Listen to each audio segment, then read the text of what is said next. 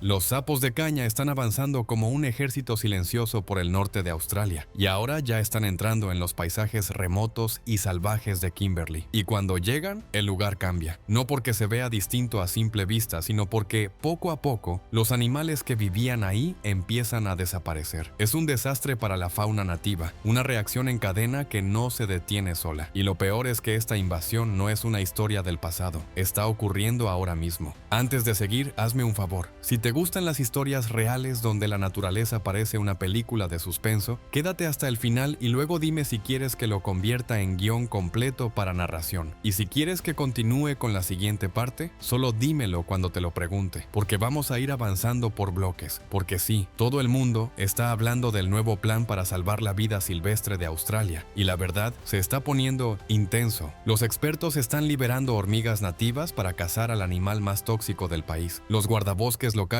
están enfrentando a los sapos con ciencia, trampas y una idea tan extraña que suena ilegal aunque no lo sea: crear un ser modificado genéticamente que se queda bebé para siempre, solo para devorar a sus propios hermanos y hermanas. Y aquí está el punto: esto no es una metáfora. En los charcos del interior de Australia se está librando una guerra caníbal, una batalla diminuta, en silencio, bajo la superficie del agua, donde lo que parece un estanque cualquiera en realidad es un campo de exterminio. Y los datos más recientes son tan exagerados que cuesta creerlos. Los números están fuera de escala. La raíz de este caos tiene un nombre que suena inocente. Cuando la mayoría escucha Peter Pan, piensa en un niño que vuela, en una historia alegre, en alguien que nunca crece. Pero en el corazón salvaje de Australia existe otra versión de Peter Pan, una versión que no es un cuento para niños, una versión que nunca madura y que no hace otra cosa que comerse a los suyos. Australia ya ha pagado caro, muchas veces, por cometer errores enormes con la naturaleza, y este podría ser el capítulo más extraño de todos. Música. Un grupo de personas extremadamente inteligentes realizó prueba tras prueba para lograr que estos Peter Pan se comieran y destruyeran el 99% de los huevos de su propia especie. Su idea era simple y brutal: si no puedes detener a los invasores cuando ya son adultos, entonces rompe el ciclo antes de que nazcan. Y los resultados fueron increíblemente prometedores, pero por una razón muy específica: música. El plan nunca se aplicó en el mundo real. Para entender por qué, hay que volver al inicio de esta pesadilla. Todo comenzó a principios del siglo XX. En ese entonces, la caña de azúcar era oro en Queensland. Representaba más de una quinta parte del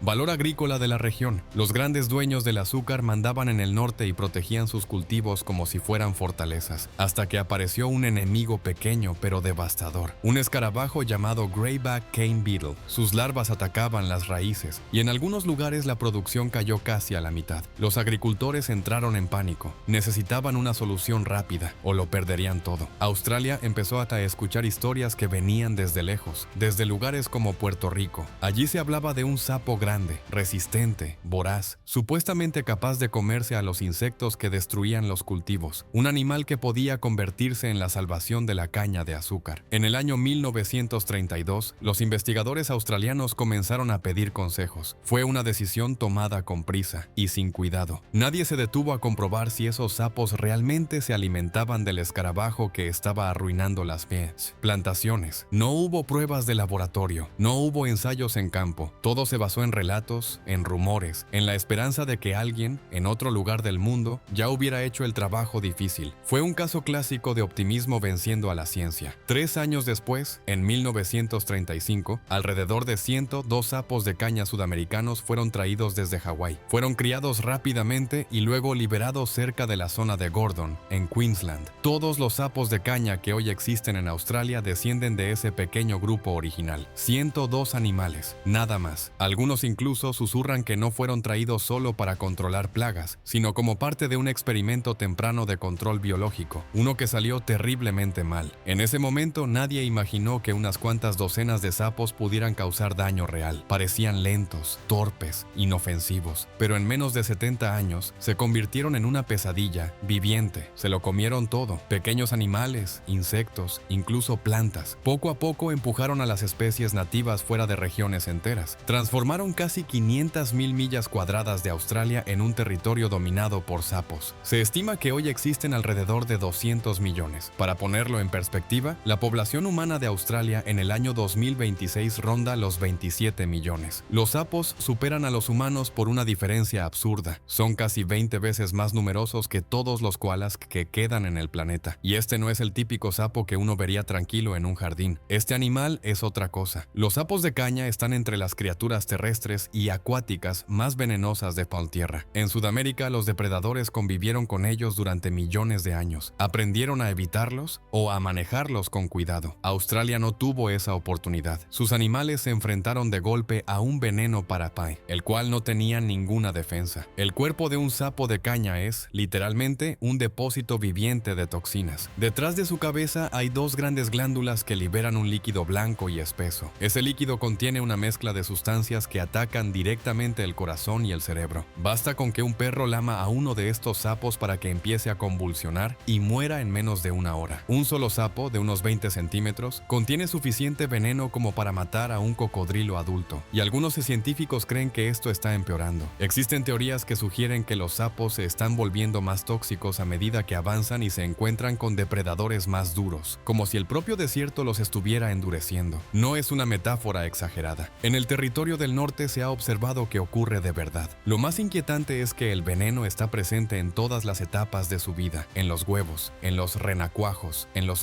juveniles, en los adultos. Eso significa que si un pez come los huevos, muere. Si otro pez se come un renacuajo, también muere. Si un lagarto o una serpiente intenta comerse un sapo adulto, casi siempre muere. En un entorno así, muy pocos depredadores logran sobrevivir. Incluso la serpiente marrón, considerada una de las más venenosas del mundo, puede morir en menos de media hora después de morder a un sapo de caña. Los cocodrilos de agua dulce, los verdaderos reyes de los ríos del norte, comenzaron a caer en números alarmantes cuando los sapos entraron en su territorio. En algunas zonas, casi el 70% de los cocodrilos desaparecieron en pocos años, pero los que sufrieron el golpe más duro fueron los grandes lagartos, los varanos. En muchos lugares, más del 90% de estas criaturas desaparecieron tras la llegada de los sapos, y como si eso no fuera suficiente, la capacidad reproductiva del sapo de caña es simplemente absurda. Una sola hembra puede poner hasta 30,000 huevos en una sola puesta, y si las condiciones son favorables, puede hacerlo 2 veces al año. Eso significa miles de millones de nuevos sapos naciendo cada año. Los renacuajos, aunque un poco menos tóxicos que los adultos, siguen siendo letales para peces y ranas nativas. Sin embargo, hay un detalle curioso. Algunas aves pueden comérselos sin morir. Ese pequeño detalle se volvería clave más adelante. Los humanos tampoco están a salvo. Tocar un sapo puede causar quemaduras en la piel, y si el veneno entra en los ojos, el dolor es intenso. En el norte profundo circulan historias de rituales extraños que usan el veneno del sapo, aunque nunca se ha demostrado nada. Lo que sí es real es que los veterinarios en el norte de Australia atienden casos de envenenamiento por sapos todas las semanas. El impacto económico también es enorme. Los expertos calculan que el daño ambiental supera los $2,000 millones.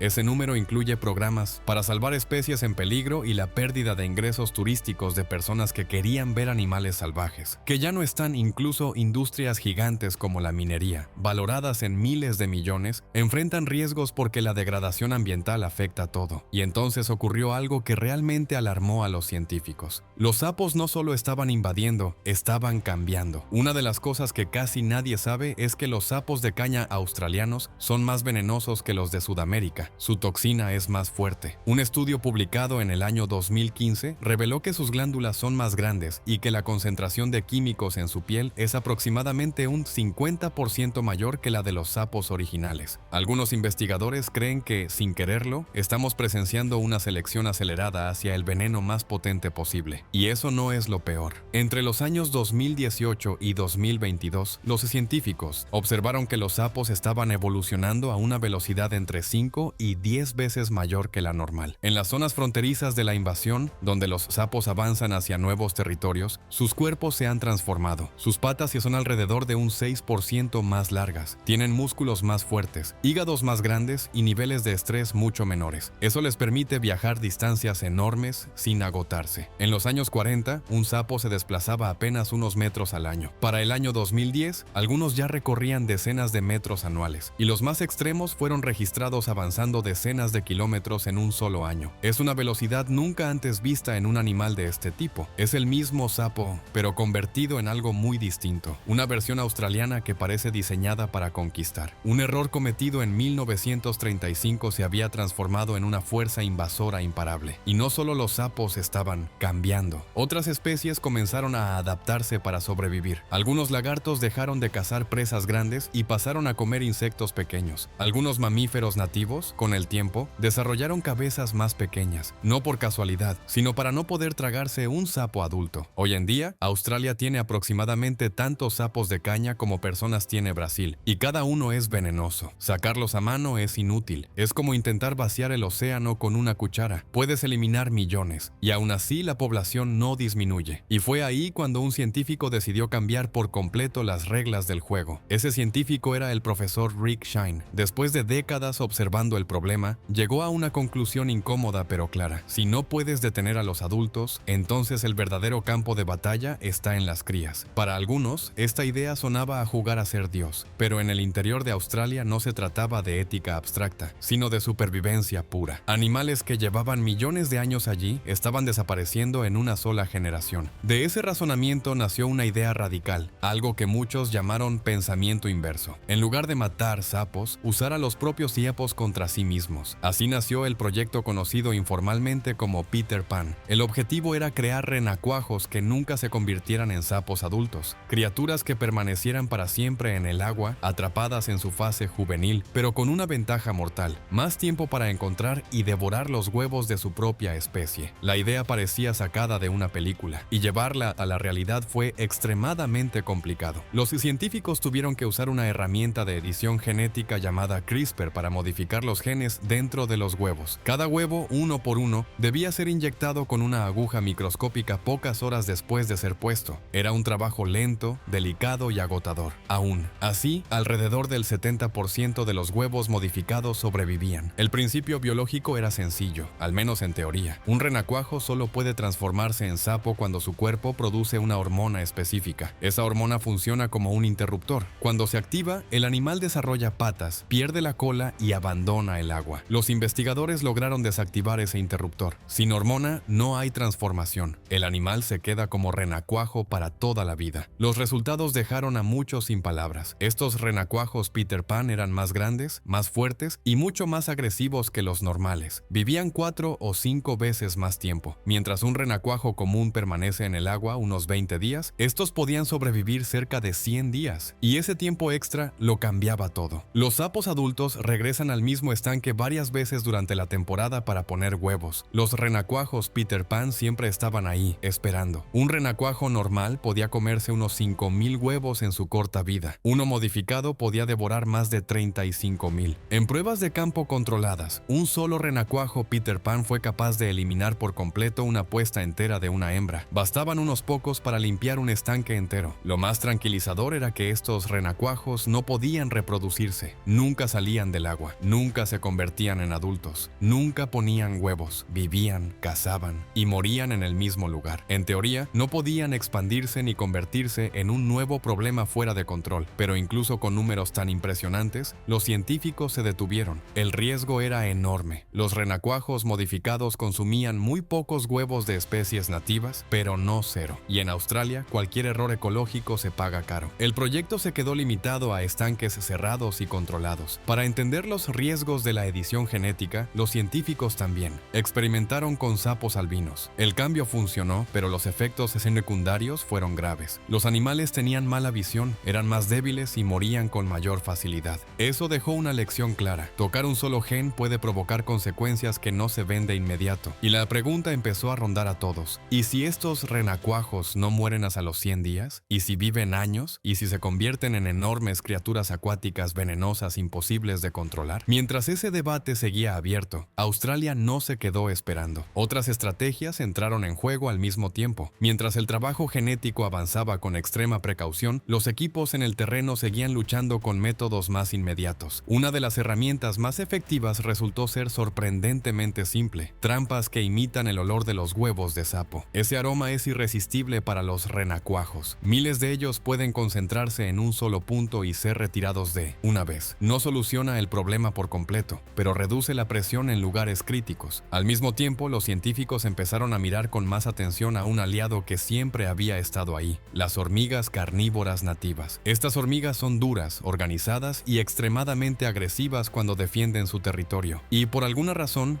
disfrutan comerse a los sapos jóvenes. Lo que para un perro o un lagarto sería una sentencia de muerte por veneno, para ellas no parecía significar nada. La idea fue tan sencilla como peligrosa: guiar a estas hormigas hasta los puntos exactos donde los pequeños sapos salen del agua por primera vez. Ese momento es crítico. Cuando un renacuajo se transforma en sapo terrestre, es diminuto, lento y tiene la piel blanda, apenas del tamaño de una uña. Es en ese instante cuando es más vulnerable. Durante más de 10 años se realizaron pruebas silenciosas. Cuando los científicos colocaban sapos jóvenes cerca de los nidos de hormigas carnívoras, lo que ocurría era aterradoramente eficiente. Las hormigas atacaban en masa, coordinadas, como si fueran un solo organismo. En cuestión de minutos, podían eliminar hasta el 98% de los sapos jóvenes. Antes de que dieran su primer salto, ya habían desaparecido. Lo más llamativo era la diferencia con las ranas nativas. Estas ranas han convivido con las hormigas durante miles de años. Son más rápidas,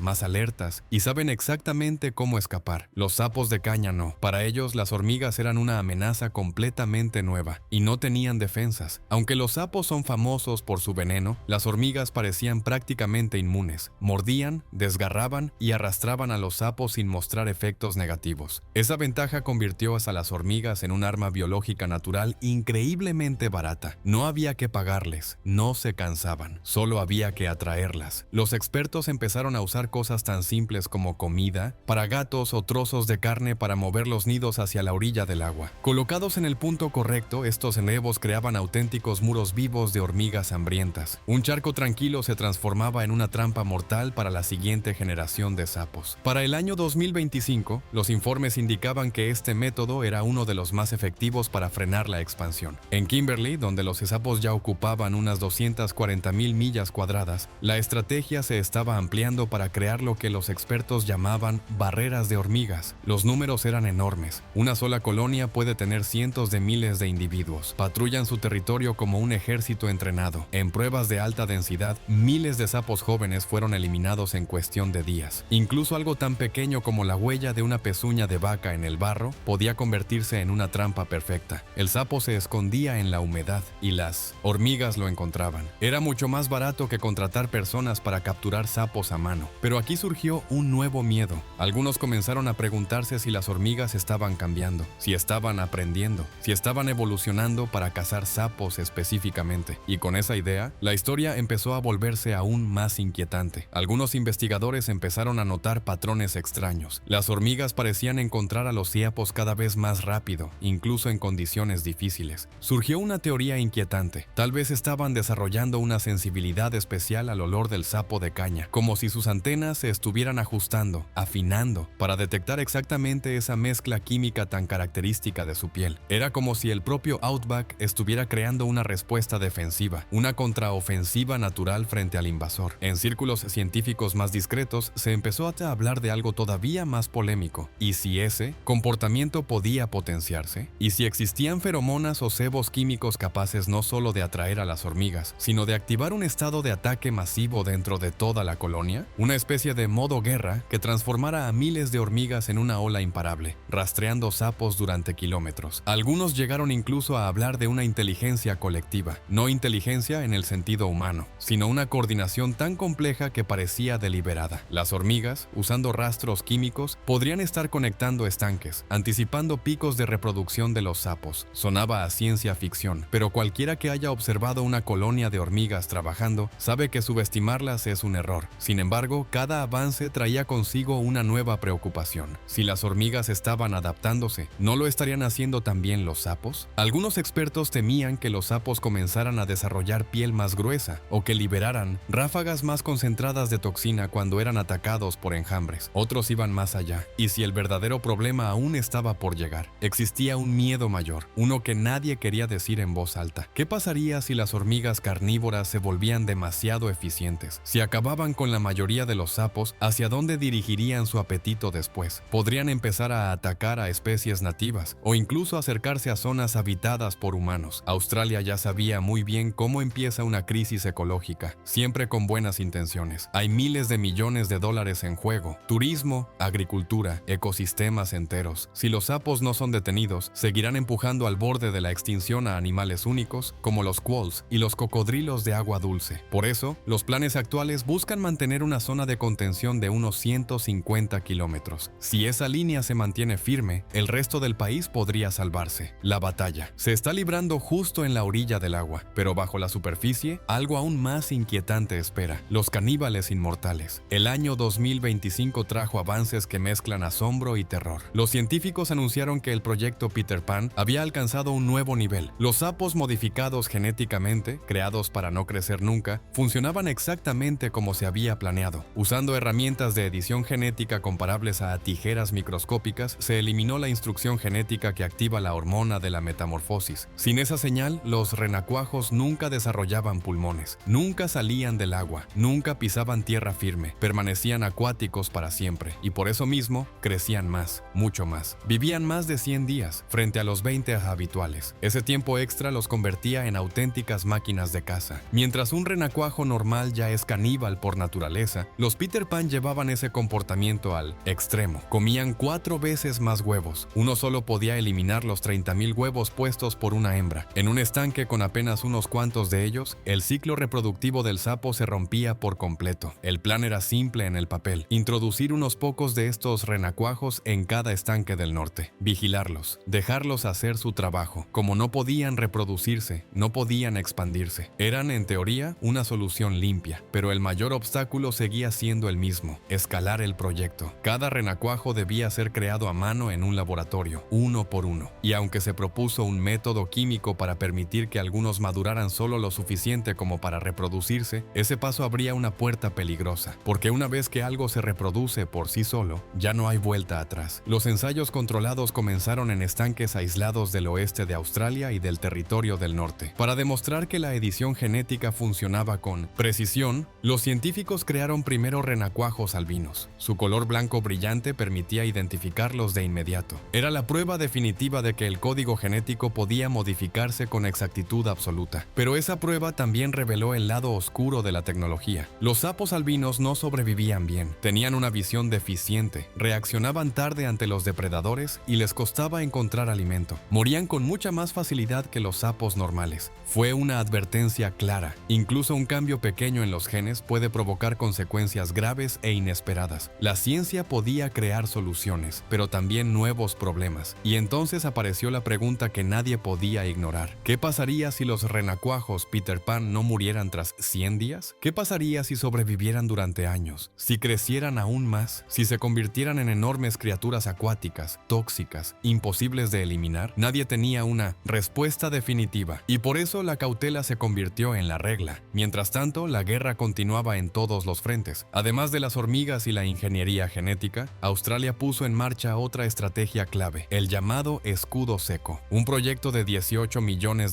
que consistía en mover tanques de agua y bebederos para que el ganado pudiera beber, pero los sapos no. En las zonas áridas del norte, un sapo muere en pocos días si no encuentra agua. Cortar el acceso significaba frenar su avance a través del desierto. El objetivo es completar este sistema antes del año 2028. Si funciona, podría salvar el oeste del país, pero incluso ese plan tiene un efecto secundario inquietante. Algunos creen que los sapos están cambiando su comportamiento, moviéndose cada vez más hacia ciudades y asentamientos humanos, buscando el agua artificial que los mantiene con vida. La historia del sapo de caña en Australia demuestra una verdad incómoda: no existe una solución única, no hay una bala mágica. Será necesario combinar edición genética de alta precisión, depredadores nativos, trampas inteligentes y una gestión cuidadosa del agua, todo al mismo tiempo. Durante décadas, el problema pareció imposible. Hoy, por primera vez, existe una pequeña ventaja. Todo comenzó con un error cometido en 1935, un error hecho con buenas intenciones y poca ciencia. Hoy, casi un siglo después, el esfuerzo por corregirlo es más fuerte que nunca. Algunos ven a los sapos como un castigo por jugar con la naturaleza. Otros los ven como una prueba definitiva de hasta dónde puede llegar la creatividad humana cuando no hay alternativa. La guerra sigue. Cada año trae nuevos datos, nuevas herramientas y nuevas decisiones difíciles. En el silencio del Outback, bajo la superficie de un estanque cualquiera, el futuro de un continente se decide huevo por huevo, hormiga por hormiga, renacuajo por renacuajo. Si esta historia te atrapó, apóyala con un me gusta y compártela. Y si quieres ver cómo evoluciona este conflicto real entre ciencia y naturaleza, suscríbete, porque lo que viene después podría cambiar la biología para siempre.